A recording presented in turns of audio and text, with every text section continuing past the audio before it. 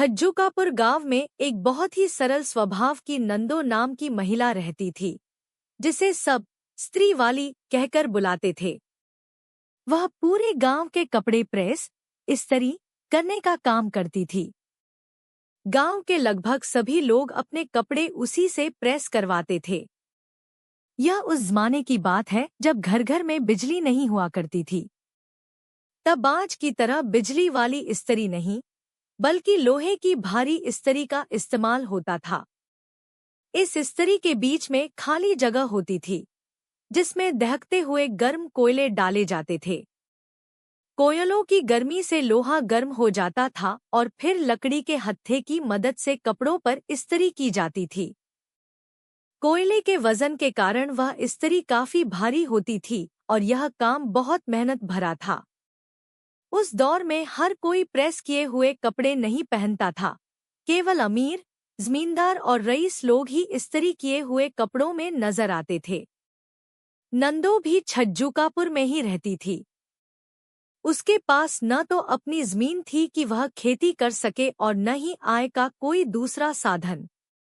इसलिए उसने और उसके पति ने मिलकर इस्त्री की एक छोटी सी दुकान खोल ली। नंदो का रोज का नियम था, वह सुबह सवेरे घर घर जाकर कपड़े इकट्ठा करती थी।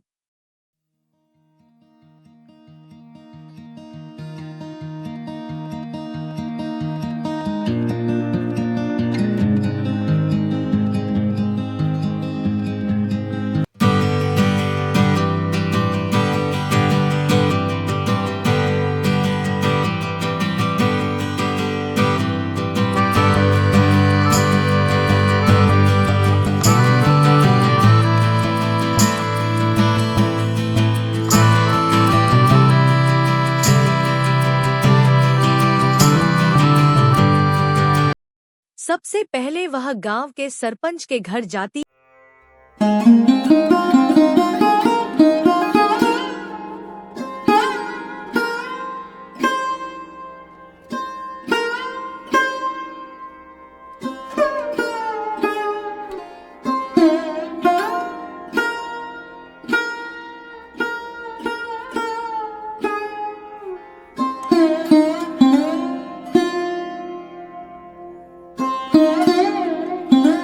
वहां सरपंच की मां को पूरे गांव की ताजा खबरें और गपशप सुनाती। बातें बनाने और चपलता से संवाद करने में नंदो का कोई मुकाबला नहीं था। जब वह देर से पहुंचती, तो सरपंच की मां हंसते हुए कहती, अरे ओ चंटो, मेरा मतलब नंदो, सारा गांव और ये सूनी गलियां कब से तेरी राह देख रही हैं। बड़ी ताजा खबरें लाई होगी आज। पर ये बता, आज तुझे आने में इतनी देर कैसे हो गई? अरे माँ जी, आप सुनेंगी तो आपकी आंखें खुली की खुली रह जाएंगी। सुनिए, मैं तो रोड की तरह सारे काम धंधे छोड़कर सबसे पहले आपके यहाँ ही आ रही थी, आप लोगों के कपड़े लेने। पर रास्ते में क्या देखती हूँ कि चाय की टपरी के पास धन्नो का जो खेत है, वहाँ वीर की माँ लक्ष्मी और बांसुरी की माँ बबीता एक साथ खड़ी बातें बना रही थीं। बूढ़ी अम्मा, सरपंच की मां, ने हैरानी से टोकते हुए कहा, अरे क्या कह रही है?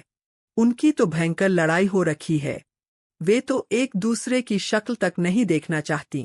अभी परसों की ही बात है, लल्लन की बहू के यहाँ संगीत था। वहाँ लक्ष्मी बैठी थी और जैसे ही उसने देखा कि दरवाजे पर बबीता खड़ी है, उसने झट से मुंह फेर लिया और सीढ़ियों के पास जाकर बैठ गई। तब तो वे पास तक नहीं बैठीं। अब मैं कैसे यकीन मान लूं कि वे साथ खड़ी थीं? तूने किसी और को देखा होगा, ऐसा हो ही नहीं सकता। नंदो ने अपनी आंखों को चौड़ा करते हुए रहस्यमय अंदाज में कहा, अरे मेरी मैया, माँ जी, मेरी आंखें तो गिद्ध से भी तय हैं। वह कभी धोखा नहीं खा सकती। मैंने उन्हें अपनी इन आंखों से देखा है। मैं तो वहीं पेड़ के पीछे दुबक गई थी। मैंने कई बार सोचा कि न जाऊं, मुझे क्या मतलब कि कौन लड़े और कौन मिले, मुझे तो हार काम है। पर माँ जी, ये बात मुझे कुछ हैम नहीं हुई। भला जो गांव में जानी दुश्मन बने फिरते हों, वे इतनी गुपचुप क्या बात कर रहे थे?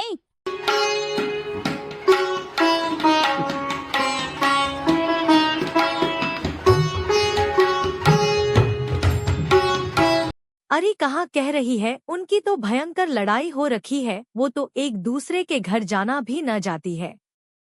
कहाँ बात कर रही दुबक दुबक के, वो तो गांव में तो बड़ी दुश्मन बनी फिरे। यकीन हो गया सबको।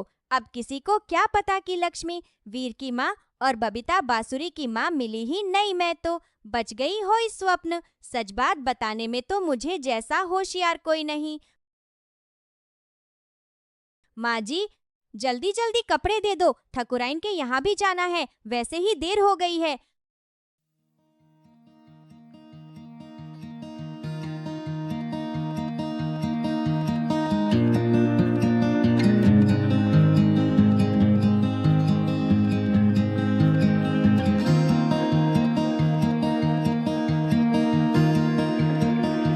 ये कपड़े देने आई हूँ। अब हम सब भी जा रहे हैं ना, विमुलना के ब्याह में। बारात इतनी दूर जा रही है, दूसरे गांव में हम अपना रूप भी तो दिखाएंगे। हम भी जुजुकापुर के हैं। हाँ नहीं तो। अब बोलो, तुम्हें अब याद आ रही?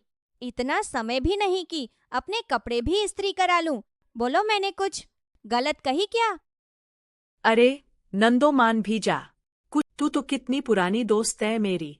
तू मना नहीं करेगी तो मैं कहाँ जाऊंगी प्रेस के लिए। हाँ हाँ हाँ, क्यों नहीं, परसों ले जाना। परसों? परसों क्या? कल।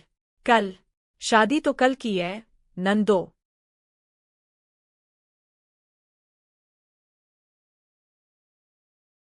हाँ, मुझे सब पता है। पूजा की माँ घर घर की सारी खबर यहाँ रहती है। हाँ, मेरे पास नंदो नाम है मेरा।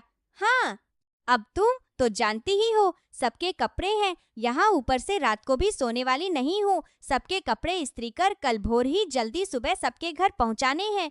और बाकी के कपड़े जो यहाँ लेने आएंगे उन्हें नीतू के पापा कपड़े दे देंगे। अरे नंदो, मान भी जा कुछ ज्यादा ले लेना, कर देन प्रेस।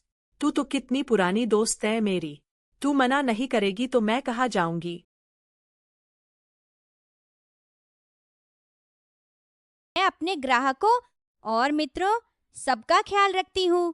नंदो, मान भी जा कुछ ज्यादा ले लेना। कर दिए ना खुद ही पैसे ज्यादा। देखा, ऐसे होता है व्यापार। बातों बातों में पैसे बढ़ाना और काम को चतुरता से करना, यही तो नंदो के लिए आम बात है। पूरा गांव यह बात भली भांति जानता है कि नंदो बातें बनाने में तो बहुत होशियार है, लेकिन क्या करें, सबको जब भी कपड़े प्रेस करवाने होते वह नंदो के पास ही आते। नंदो गांव की सबसे पुरानी और भरोसेमंद प्रेस वाली है और साथ ही साथ सबके साथ उसके अच्छे संबंध हैं। वह अपना धंधा भी बहुत अच्छे से चलाती है और मौका मिलने पर पैसे कमाने से भी पीछे नहीं हटती। गांव वाले यह सब जानते हुए भी उसी से काम करवाते हैं, क्योंकि वह काम बहुत ही अच्छा करके देती है। उन्हें अपने पैसे वसूल लगते हैं, लेकिन सब खुद भी कोशिश करते हैं कि वह पैसे थोड़े कम करवा सकें। लेकिन ऐसे ही चलते चलते नंदो का काम भी बढ़िया चलता है और सबके संबंध उसके साथ बहुत अच्छे रहते हैं। ऐसी ही कहानियों से जुड़ने के लिए देखते रहिए सुरभि ट्यून्स। अगर आपको यह वीडियो अच्छी लगी हो तो लाइक, सब्सक्राइब और शेयर करना ना भूलें। और हाँ, कमेंट में जरूर बताएं कि आपने यह कहानी कहाँ बैठकर देखी है। अपने शहर या अपने गांव का नाम जरूर कमेंट में लिखें और कहानी से जुड़ी कोई भी राय कमेंट सेक्शन में हमें जरूर दें। धन्यवाद।